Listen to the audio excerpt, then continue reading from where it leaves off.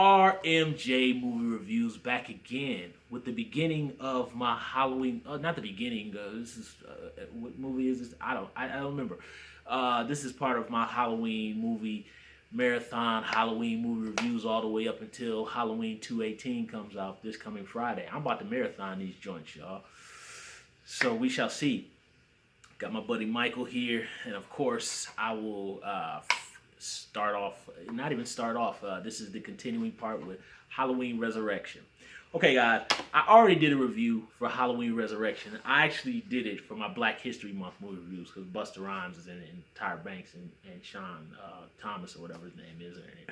But I never talked about it during Halloween. Okay, look, let's be clear. Everybody has known this movie was awful from the day it came out. I saw this film theatrically back in '02. A buddy of mine worked for the radio station, and he actually got a sneak preview tickets. And believe it or not, the entire house was packed. Very funny. I believe this movie came out in July, if I remember right. But anyway, I decided this time that I'm not going to do a rant on it because everybody across YouTube and anybody who's ever seen this film knows it's dreck. It's awful. Of course, we have the famous tagline of "Trick or treat, mother," from Busta Rhymes. We know that. So I decided this time going in, am I gonna watch this like with a wink, as if I'm watching like some movie on USA Up All Night or the 8 o'clock movie that I used to watch, some obscure film on TV or something when I was a kid. So I tried to look at it from that point of view and maybe seek enjoyment that way. I think the biggest crime of Halloween Resurrection is that it's just boring. It's really just boring.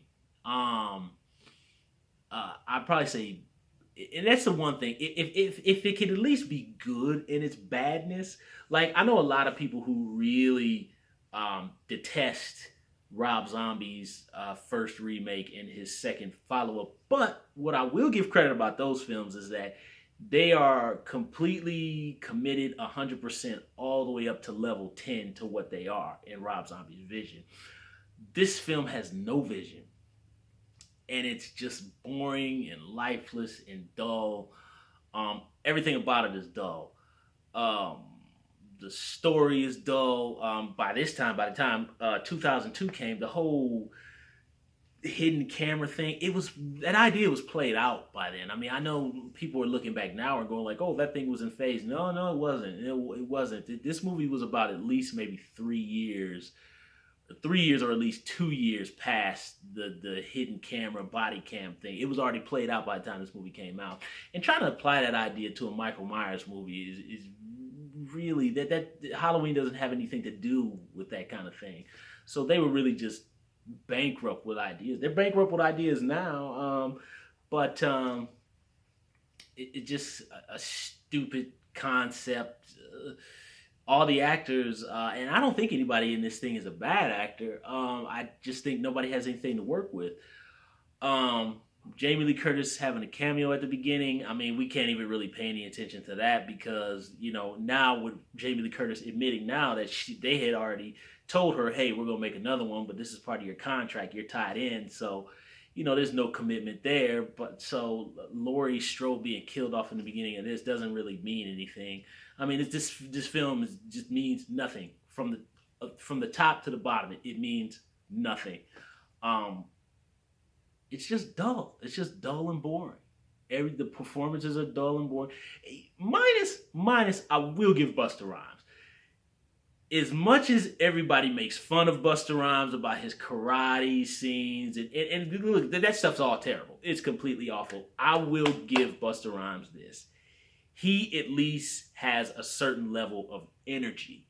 He gives energy. And that's the one thing I've always liked about Busta Rhymes as a performer. He's very creative and his energy level is here. He's got great energy. And I will say, regardless of whether you think his acting is good or not, look, the movie ain't helping him much. I mean, but we gotta admit, "Trick or treat, mother," That's the best line in the world. And then I think like right before the movie ends, he's going out the house with the girl on his shoulder, and he like, listen, the house is burning down. Michael Myers is like killed, and zzz, I got my buddy Mike right here. Um, he turns and goes, "Have a happy Halloween, Mikey," and walks out, and it's just like, what? Like, I remember sitting in the theater. I think I was 20. Oh, I'm getting old. I was 20 when this movie came out, but I remember just sitting there, just like nodding, like, what am I watching here? It's just, and of course, the scene where Busta Rhymes is dressed like Michael Myers, and he goes, "Get out of Dodge, skedaddle. What, you ain't got nothing in your head?" I mean, everybody groaned in the theater on that scene. The whole room, when Michael Myers walked away, everybody was like, "Oh!" You heard the whole room in sync. Um, it's just a dull and lifeless, creatively bankrupt film, and that's his worst crime. That's just boring. It's boring and dull. It does look like a TV movie. I've heard many YouTubers and movie reviewers say that, but I will admit there's smidgets of coolness in there. Rick Rosenthal, the director of Halloween 2 and Bad Boys with Sean Penn from back in the day, us 30-somethings and 40-somethings know something about that movie.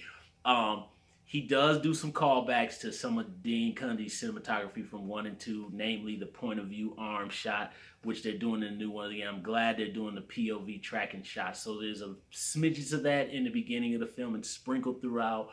Although the house is built on the set, the Myers house, I do love the production design of it. Literally, the attention to details with the house being worn down. I think that looks really cool. And I actually don't think I don't think it's badly lit. I just think maybe, I don't know. It maybe shouldn't have been lit in such a way that it looks so TV movie-ish. But I really actually think the production design of the set is pretty cool. It would have been nice if they would have been able to bring that production design physically into a Rob Zombie picture and then kind of put his aesthetic to it. I think you would have had some oomph there. Can you imagine this production design of this house and Rob Zombie's Halloween 2 with the grit and grime of that movie? That would have really took it up a notch. But I'm trying to think, what else am I leaving out? I do like the opening in Smith's Grove, or it's not Smith's Grove, it's some other sanitarium. But I think I like the cool idea of linking in mental patients. Michael Myers was in a mental institution. I like that they're kind of bringing that little element a little bit more back into it, because that's one thing I think they kind of lost a little bit in the later movies, is they lost the psychiatric element of Halloween, and having somebody, well, that's because Donald Pleasance is gone too, but really I like them kind of bringing in the psychology perspective, and then you kind of slowly kind of lose it and realize he's just evil. I kind of wish they could have brought the mental health aspect into it a little bit more, but I like that psychiatric scene at the beginning. And I do think, again, I've said this time and time again, I will say I do think that's a cool idea that Michael Myers was living up underneath the house, and I do think that scene is mildly creepy with the mattress and Jamie Lee Curtis's picture. And man, Jamie Lee Curtis is picking up them royalty checks, man. They use her picture like in all the sequels. But the mattress being under the house with the dead rats, I really think that was a pretty cool idea. But and then even the kills are lifeless, and really the only part of this movie you can have fun with is Busta Rhymes. Like, really. They should probably develop a drinking game for all, like, the ridiculous one-liners that he has in this movie. And I think there's another line I like at the end, too, where after Michael Myers has been burned to death and he's killed, I think Busta Rhymes goes, "How you doing, Mikey? Look at you. You look like burnt stir-fry. Yeah, mother." And he says it again, and it's just like, what? Like, I could almost look at the actors' faces in the scene, like they look like they want to laugh.